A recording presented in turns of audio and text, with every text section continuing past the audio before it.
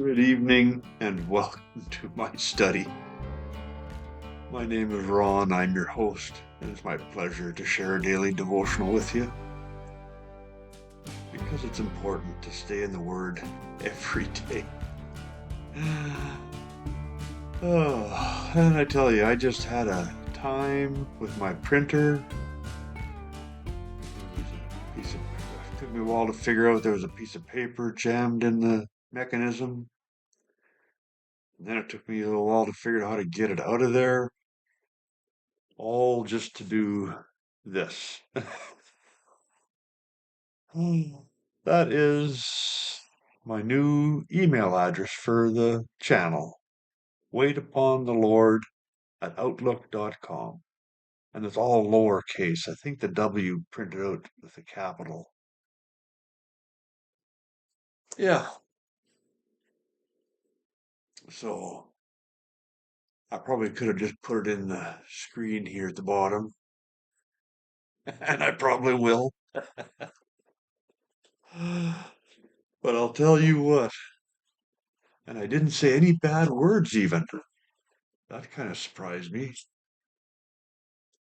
I need a little aromatherapy candle.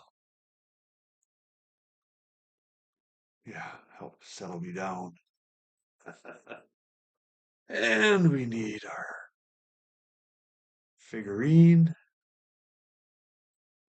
There we go. Yeah, we're still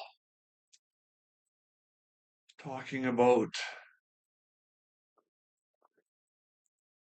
let's see, what were we talking about yesterday? The power of sin and the law. We have another little reading about this power of sin being broken.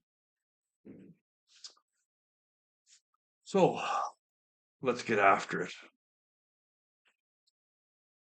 Well, then, should we keep on sinning so that God can show us more and more of His wonderful grace?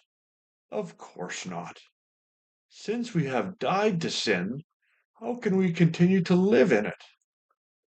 Or have you forgotten that when we were joined with Christ Jesus in baptism, we joined Him in His death? For we died and were buried with Christ by baptism. And just as Christ was raised from the dead by the glorious power of the Father, now we also may live new lives. Since we have been united with Him in His death, we will also be raised to life as He was. We know that our old sinful selves were crucified with Christ, so that sin might lose its power in our lives. We are no longer slaves to sin, for when we died with Christ, we were set free from the power of sin. And since we died with Christ, we know that we will also live with Him. We are sure of this because Christ was raised from the dead, and He will never die again. Death no longer has any power over Him. When He died once to break the power of sin. But now that He lives for the glory of God. So you also should consider yourselves to be dead to the power of sin and alive to God through Christ Jesus.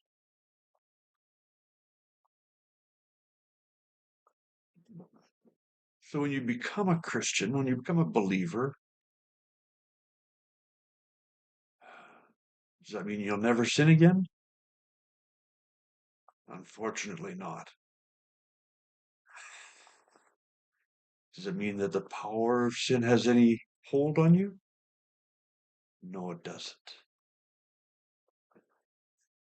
And that is praiseworthy and meditation worthy.